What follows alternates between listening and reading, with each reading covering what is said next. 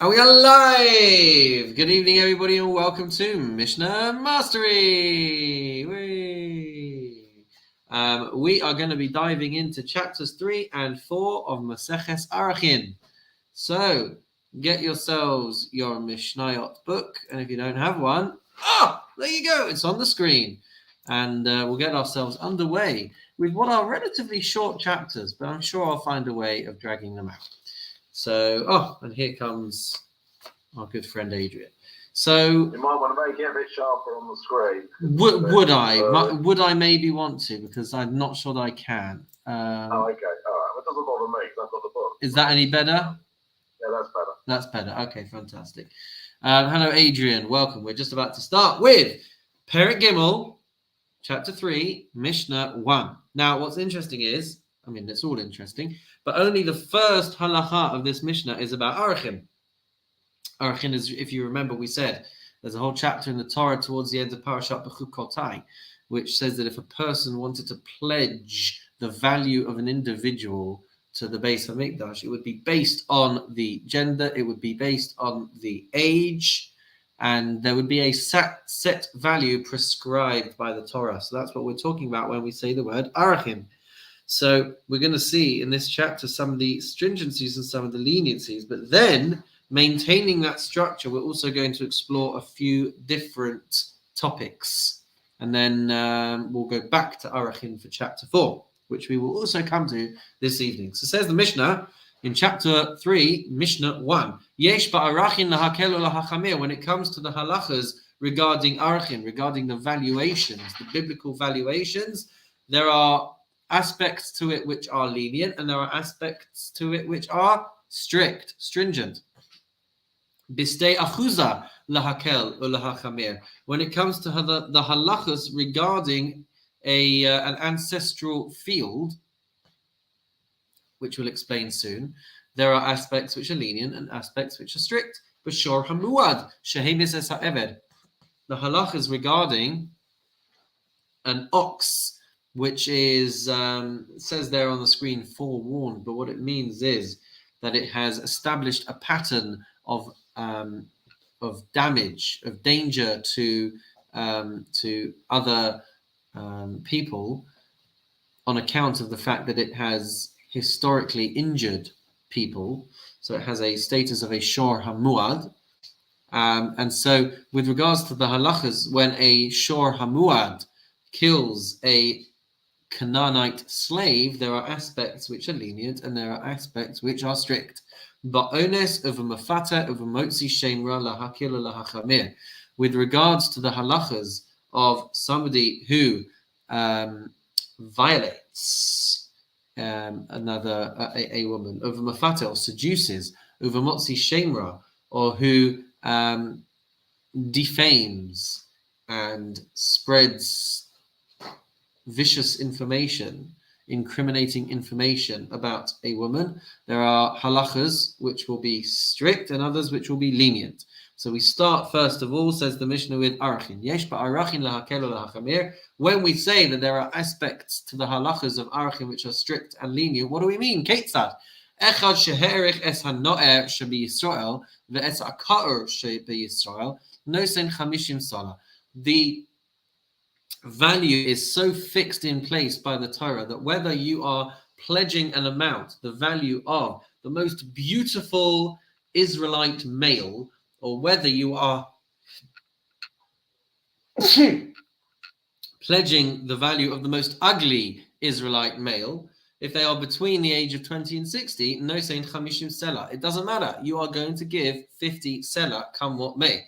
V'im omar harei damav alai. But if you were to pledge a subjective vow, if you were to say the value of this individual, that is what I'm pledging to the temple, then no senes shavyo, then you have to value that person as they are. How much could they be sold at marketplace for? Sometimes that might be more than 50 selah, sometimes it might be less than 50 selah, but that's what we're talking about when we say that there are stringencies applied and leniencies applied to the way in which people are valued, because whether you are paying above the market value or below the market value, if you pledge the Erchin value to the temple, then you are going to be giving 50 seller or 45 or whatever the value is based on what the Torah says. Moving on to Mishnah base, we enter into the world of the stei achuza, the ancestral field. And by way of introducing this halacha, the Torah tells us that you should redeem a stei achuza. As the halacha of redeeming the ancestral field. How do we do this? So the Torah says you pay 50 shekel kesef for basically per 75,000 amot squared. How do we get that value? 75,000 amot squared is the area in which you could plant a chomer of barley. A chomer of barley. So if you are paying 50 shekel kesef per 75,000 amot, right, then you've got a 50-year span during the cycle of the Jubilee years to be able to pay that. And it gets less and less and less the further into that cycle you go. So if you consecrate this field 1 year after the Jubilee, the most recent Jubilee, then you would pay 50 shekel kesef. If you consecrate this ancestral field in the second year, then you are going to pay a little bit less. How much are you going to deduct? You're going to deduct 1 1/48 of a shekel kesef. And then the next year you deduct a further 1 1/48. And then the following year, etc., etc., etc. So this can end up in a situation where you are having to act stringently or having to act leniently based on where you are in the 50-year cycle and based on how much the field is actually worth. So the Mishnah says, when it comes to the stei achuza, when it comes to the ancestral field, what do we mean when we say that sometimes you'll be lenient, sometimes you'll be strict? So the Mishnah says, whether you are pledging, whether you are consecrating a field around a city, which will be of lesser quality or lower quality, or whether you are consecrating the orchards of Sebasti, which is a very big, high quality orchard around a city that Herod built in the Shomron, doesn't matter. No sen bezerah chomer sa'orim 50 shekel kasef. The Torah tells us that you have to pay for every 30 sa'ah, which is the size of a chomer, which is 75,000 amot squared. So you have to pay 50 shekel per 75,000 amot. Uvistei mikna, but when it comes to just a regular sale of a field, no senes shivyot, then you would be paying the value of the field. And so sometimes that's going to be more expensive and sometimes less. Rabbi Eliezer says, echad stei achuza ve'echad stei mikna, whether it is an ancestral field or whether it is a purchase field, you are still valuing at this rate of 50 shekel kesef for every 75,000 square amos. So in which case then, ma bein stei achuza l'stei mikna, what would the difference be? Ela b'shibistei achuza nosin chomesh. With regards to the money paid against an ancestral field, you are adding a fifth of the value onto that. And Rabbi Eliezer says, if it's mikna, nosin chomesh. But for the purchased field, you are not adding the fifth onto that value. Miriam, could you get me a tissue, please? We move on to Mishnah Gimel, and we're talking about the Shor Hamuad, the ox which is running around killing people. So the Mishnah says, B'Shor Hamuad, Shehenis es ha'eved lahakel ulahachmir ketzad. With regards to the halachas sometimes being lenient and sometimes being strict, what are we talking about? So the Mishnah says, Echad shehemis es ha'no'er sheba'avadim es ha'kar she'abavadim, whether this ox has killed the most beautiful Eved Kanani or whether this ox has killed the most ugly Eved Kanani, nonetheless, the Torah tells us, no sain shloshim selah. You have to give 30 selah. That is the value that is forced, that the Torah finds the owner of this Shor Hamuad for if it goes ahead and kills an Eved Kanani, not mattering whether its value would be greater at marketplace or not. Says the Mishnah, Hamis ben Chorin, if it was to kill a free person, no senes shavyo. Then the halacha would be that it should that the owner has to pay the value of the person. Chava vazeh vazeh, however, the Torah says, if it wounds either a free person or a slave, mishalem nezek shalem. Nonetheless, it's going to have to pay. The owner is going to have to pay the full amount, whether that ends up being a lenient payment or a strict payment. That's the halacha prescribed in the Torah. Mishnah Daled deals with the ones, and the mafata deals with somebody who violates a woman or someone who seduces a woman with her consent. And the Torah says that there is a knas, there is a fine that is going to be paid, and that fine is to the tune of 50 shekels. So the Mishnah says, "Ba'ones of mafata lahakel lahachmir ketzad." What do we mean? These halachas are sometimes lenient, sometimes strict. Says the Mishnah, "Echad she'anas ufita es hagadola shebakuhuna." Whether the person being violated is the most honorable and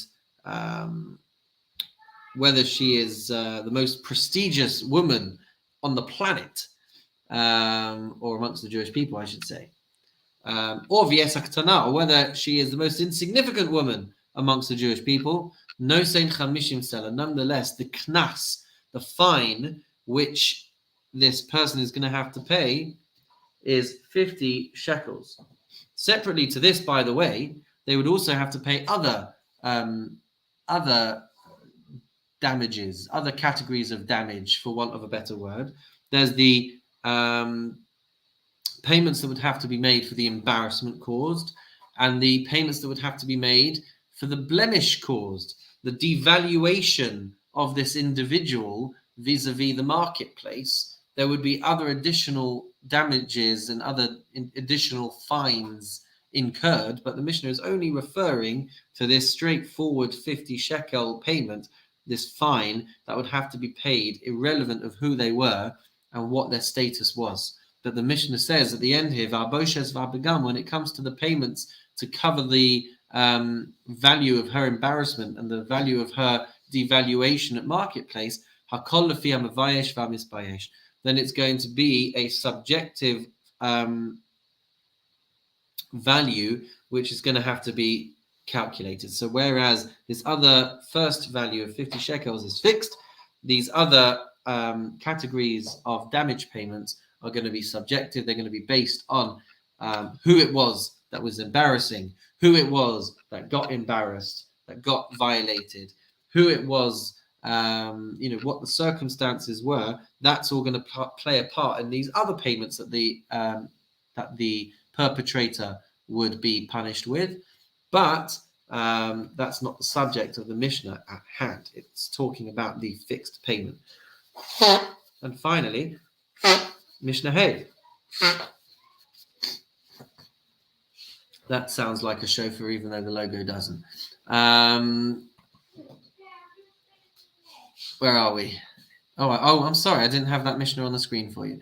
And finally, Mishnah Hey, the final Mishnah of our Perek, the fines incurred by someone who spreads and defames a woman. So b'motzi shemer lahakelu lahachmir, that is going to have strict applications and lenient applications. Ketzad, asks the Mishnah, how is this so? Echad shahosi shemer al gdola shebakuhuna, whether you are spreading these words about the greatest priestly Jewess in the world of Al Katana Shabi Israel, or whether it's the lowliest Israelite, no sein me'asala. The Torah says that if you claim, for example, that your wife has cheated on you, and then you are found to have lied, so then there is a fine of 100 shekels. 100 shekels? Hang on a minute. The previous Mishnah was somebody who violated someone, was someone who seduced someone. How can you go telling me now that that's going to be half the amount of someone who spreads and defames another woman? From here, the Mishnah says, Nimtsa. So what we see is, Ha'omer b'fiv yesem min ha'osem, that you could face a higher fine, a more severe punishment for someone who speaks words more so than someone who actually does an action, which is an amazing thing to consider. And by the way, come May time, when we as a community, please God, will possibly embrace the Clean Speech Project, encouraging people to clean up the way that they speak to and about other people. This is something worth keeping in mind, that the penalty for someone who speaks can sometimes be worse than someone who does an action. That's how powerful our speech is. Shekain matzinu, we see a biblical precedent. Shalom nechtam gezar din ala v'oseinu b'midbar ela al lashon hara. It was only when the Jewish people spoke lashon hara, the chet hamaraglim, the episode of the 10 spies coming back with the negative report about the land of Israel, that was when Hashem sealed the decree that our ancestors were going to have to spend 40 years in the desert. Shene'emar, as it says in Bamidbar, Vayanasu osi ze ese pa'amim v'lo shamu b'koli, because they have tested me these 10 times. But ze is in reference to this being the one that really capped it all off. This is the episode that really got my goat. And that was the point at which he then sentences the Jews to 40 years in the desert. So with that, we say Mazel Tov on completing chapter 3 of Maseches Erchin. And if we don't have any comments or questions, we will dive straight into chapter 4. Thumbs up. We are going into chapter 4, where we're going to go back now into talking about Erchin. Enough about all of these other topics. Going to focus again on the issue at hand.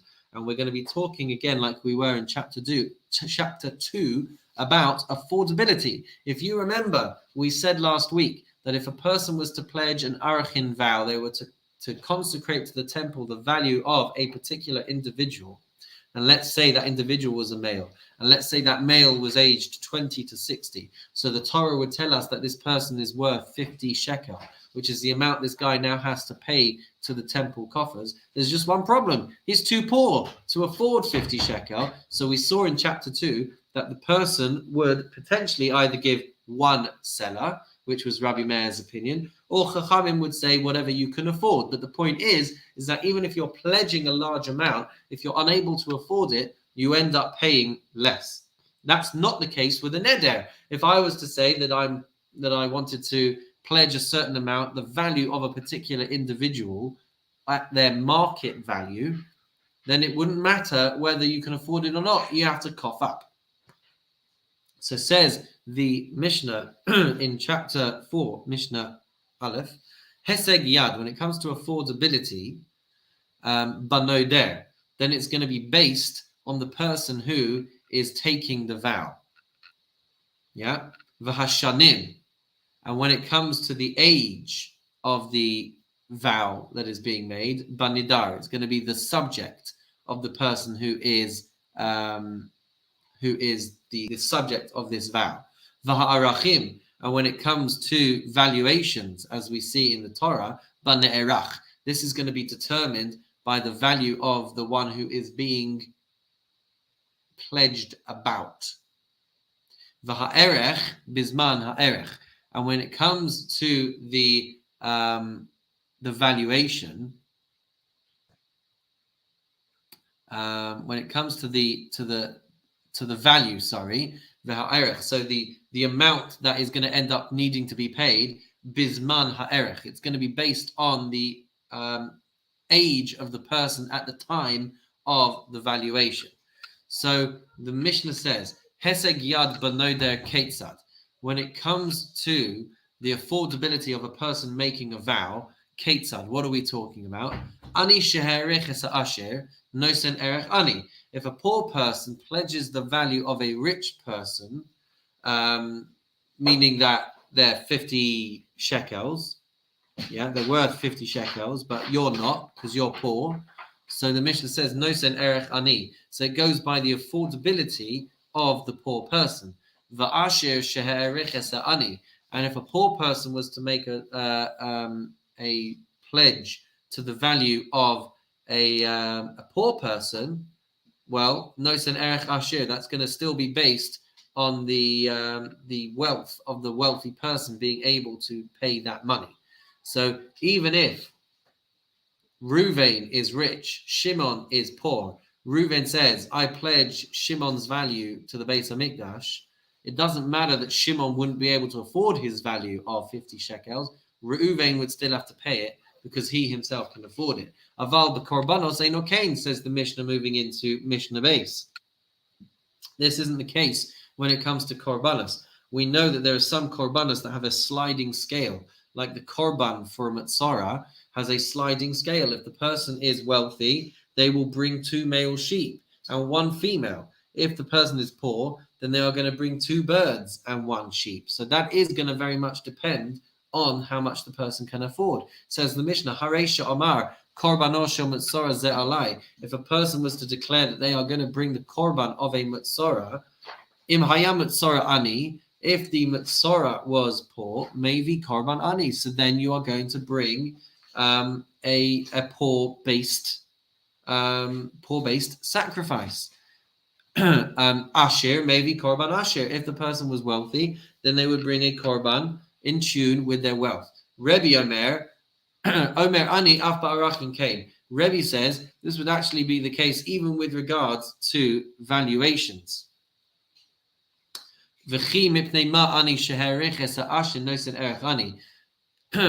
we would say with regards to a poor person who pledged the value of a rich person, no saying erech ani, but would end up paying as a poor person, she'ein he'asher chayav klum, because the rich person is not obligated at all in this endeavor. He's just the subject of the pledge. Aval he'asher she'omer erki alai, but if a rich person was to pledge his own value, v'shama he'ani va'amar, and a poor person was to hear him say this and say, Masha Abba ze alai, whatever he's just said, I impose on myself as well, no saying erech asher. So he is then going to have to pledge and pay the value of the asher. Haya ani v'he'asher or asher v'he'ani. If the poor person became wealthier or the rich person became poor, no saying erech asher, then it's still going to have to be given based on the value of the rich person. Rabbi Yehuda Omer, afilu ani v'he'asher, even if a poor person became wealthy, v'chazar v'he'ani, and then lost all of his money again before he actually got the chance to pay the money to the Beis Hamikdash, no said erech asher. This person is still nonetheless going to be given the valuation in accordance with the means of the wealthy person. Mishnah Gimel. Aval, but korbanos eino kain. But with regards to a korban of a matzorah, that is not the case. Afilu aviv meis v'hiniach lo ribo. Even if a person's father had died and left an inheritance of 10,000 dinar, or safina sov vayamu va'u b'ribos, or he's got merchandise traveling on a ship, the stock is in transit, so theoretically he's worth an absolute fortune, but he doesn't have the cash in hand at the moment. So all of this money is due to come into his possession, but he doesn't have it yet. Or, I mean, it says aviv mate, that his father died, but I believe what this means to say is that his father is on his deathbed and the inheritance is coming his way.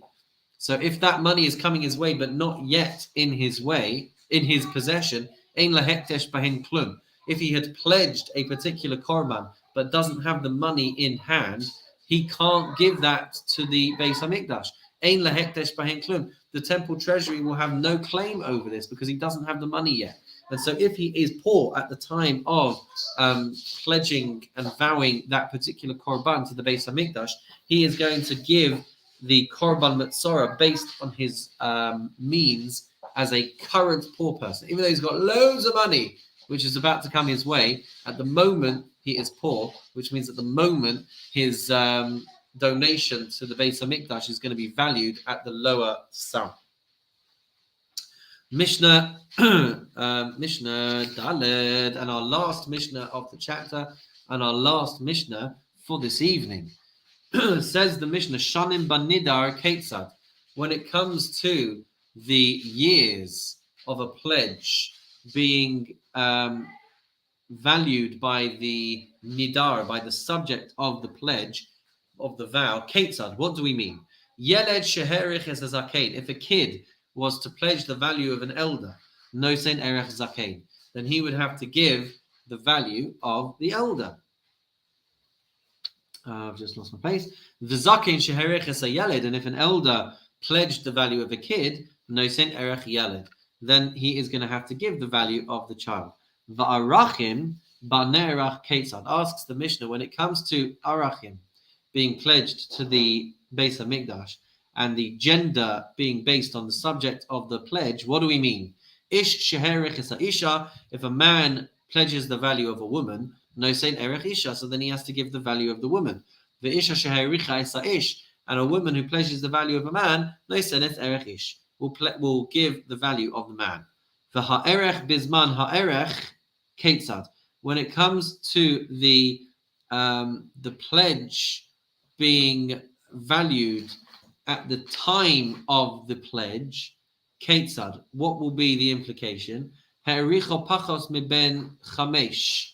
So if he pledges the value of someone less than 5 years old, the na'asa, no, I'm sorry, I think this means when he pledges, he is younger than 5 years old. No. Let's try that one again.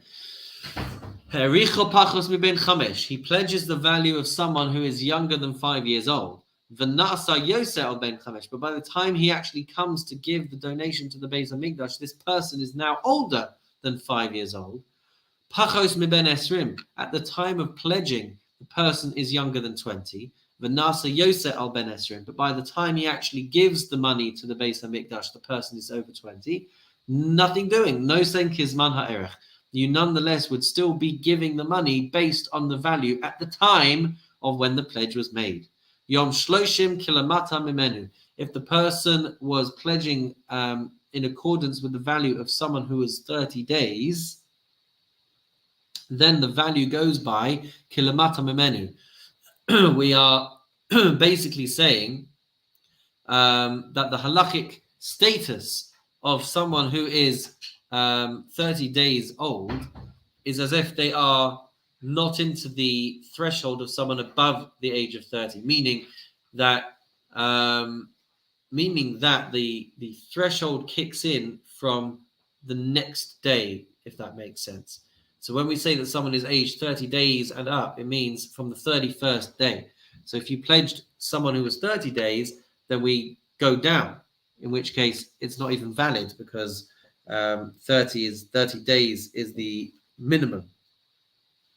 Shnas chamesh u'shnas esrim kilamata mimenu. And similarly, if you pledged for someone who was 5 years old on the nose, then their value is still within the pre-5 to 20-year-old threshold, because the threshold only kicks in after they have gone into their 5th year. When the verse says that the person must be from the age of 60 and upwards and male, from that point and onwards, that's what the Torah is saying it actually applies, meaning just like the 60th year, right? If you pledge at someone who is 60, so then they're still within the age bracket of the 20 to 60, right? They're not in the above 60 bracket. So if that's the case for someone who is 60, that's going to be the same for someone 5 years old and someone 20 years old. That's the position in the first part of our Mishnah. Asks the Mishnah, hey, is that the case? Really? Is that so? If we are going to apply that, then we are going to say that for someone who is 60 and younger, that's going to be a strict application, because you want to pledge the value of a 60-year-old, thinking that's going to be this elder age bracket, but really you're having to pay more because 20 to 60 is a higher value. So then so then we're going to find that you're being lenient with regards to these other payments, because you are trying to give a higher amount and you are now paying less because they are still in the lower age bracket. Talmud Lomar, Shana leGezerah Shava. The Mishnah says there's a Gezerah Shava. There's a comparison between the word Shana in one place to Shana in another place. Shana ha'amura b'shnas shishim kilamata mimenu. Just like when we say Shana, with regards to a 60-year-old, it means 60 and younger. Afshana ha'amura b'shnas 5 u'shnas 20 kilamata mimenu bein lahakel bein lahachmir. So that would seem to be the case. That would seem to be the position of the Mishnah, that just like a 60-year-old who is still within this expensive age bracket because we're going below the threshold. So for someone who is 5 and for someone who is 20, we're also saying up until that point, bein lahakel bein lahachmir, whether you end up owing less or whether you end up owing more, that's what the halacha is supposed to be according to this position in the Mishnah. Rabbi Elazar comes along and says that the threshold is not as clear cut. In fact, it's even stranger. There's actually a month's leeway where they are going to have their halachic status of the age band before them. So if they are 5 years old and 12 days, right? So then they're still going to be in that previous age bracket. If they are 5 years old and 29 days, they're going to still be within that previous age bracket because it only actually kicks in 1 month into that next age bracket, according to Rabbi Eliezer. So mazel tov everybody on completing chapter 4. And that's all we've got time for this week. So join me next week when we will go into the exciting world of chapter 5 and chapter 6. And in the meantime, have a wonderful